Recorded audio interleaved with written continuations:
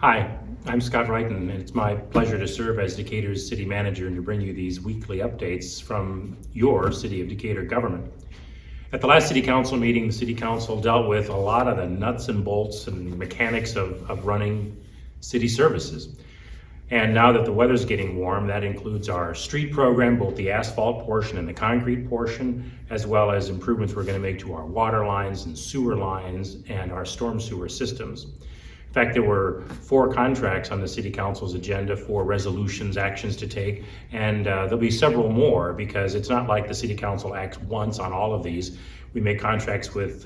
different construction companies to do certain types of work. We have to have resolutions approved by the state for our use of motor fuel taxes, and there's a lot of other actions by the City Council. Probably in the course of a normal year, a dozen different actions by the City Council that collectively create our street program every year, our water sewer replacement, main replacements or upgrades, and improvements that we make to our storm sewer system. And so they were doing that at the last City Council meeting. If you'd like some more information about the specific locations in Decatur where some of that work is taking place, you can go to our website, as well as taking a look at the City Council packet material that the City Council acted on at their last meeting. One other thing, though, that I want to say about our streets and right-of-ways, while potholes are a problem and our Public Works Department is working diligently, especially because this last winter was hard on our streets, but the overall street look, the overall right-of-way, as we call it, is more than just the driving surface itself. And for several years, our Public Works Department had people that were responsible for the curbs and sidewalks, and another group that might be responsible for the driving surface, another one that might be responsible for street lights and traffic signals, another one that might be responsible for cutting grass behind the curb, and so forth. And the result of that sometimes became that there wasn't anybody who was looking holistically at the whole right-of-way. Does it just in general look good? And then certain things that might not fall into anybody's specific responsibility might get lost. So we've made some changes about a year and a half or so ago. We assigned people whose job it is to patrol our city right-of-ways and look holistically at the entire right-of-way, whether a sign might be out of place or whether vines have grown up on a cable wire or on a sign or a tree that has fallen and not been tended to, so that whoever needs to be called to take care of some of those improvements in the Public Works Department does so. And hopefully, as residents of the city, you've seen some of those improvements over time. One of the other actions that the City Council took relating to our water supply has to do with 2 major studies and study sessions that the City Council conducted in 2021. The City Council spent 2 major study sessions on this because they are engaged in planning all the way out to the year 2050. I really want to emphasize that your mayor and council is thinking that far ahead to make sure that our watershed is protected, that we have enough water supply, that we have enough treatment capacity, and the ability to deliver water, because Lake Decatur and the water supply are key assets for the city of Decatur. What our consultants have told us is that the dredging project that was completed a couple years ago meant that we got an additional 30% capacity supply for our water, just because that silt has been removed from Lake Decatur. But we need additional supply if we're going to meet the needs of additional demand from current and prospective economic development prospects, because that means more investment in Decatur, that means more jobs in Decatur, and to make sure we have what's called drought resiliency. Fancy term for meaning that we can get through the worst type of drought that has ever been in Decatur's history, which was back in the 1950s, without having to have really harsh water restrictions.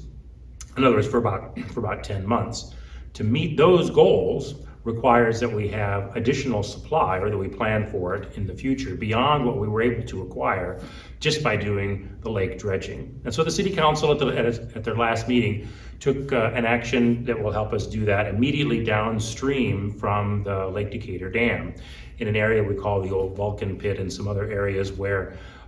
immediately below the rock and gravel layer that's there on the river, under the river or next to the river, there are water deposits there significant enough that it makes sense to tap into them and add to our water supply. These are just 2 of several additional water supply sources that the City of Decatur plans to examine and potentially use in the years ahead to make sure that we have all the water that we need, not only for our needs, but also to be able to say, especially to those folks who are in the far west of our country, and where, where Lake Mead is at its lowest level ever, and people in states like Nevada and California and Arizona are truly wondering where their water is going to come from in the future, that they can come to Decatur, bring their jobs, bring their investment here, and be sure of a reliable water supply. The same kind of sort of future thinking is at the heart of the City Council's action as well, to make certain upgrades with regard to lighting and better energy use at our facilities. The last City Council meeting, for example, included a retrofit of lighting at the Decatur Police Department facility in the south side. And it's the first of several where we're going to be looking at better ways to make better lighting and do so more cost effectively, use solar where we can, or even if that's not possible, to use modern lighting fixtures that give better light for lesser cost. In the same way, the city is also expanding its broadband network, the fiber, the cable that is in the ground that really produces a fiber service that is better, faster, cheaper even than the other private companies doing business here in Decatur. The city's program, though, has from its inception targeted just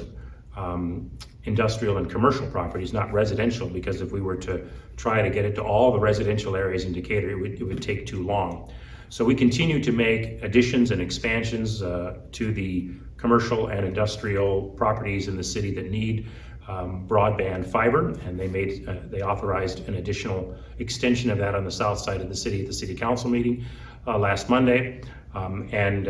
we're partnering with some private companies to make sure that that same level of service is made available to the residential areas of the city in the years ahead.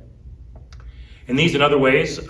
we hope that we can be even more transparent with you, the citizens, about what we do. Sometimes I think that city government in general, not specifically Decatur, gets beat up on as not telling the citizens enough or not being transparent enough. I'm here to tell you that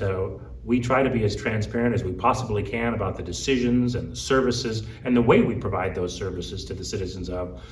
Decatur. And that really our mantra is, unless there's some compelling reason why we can't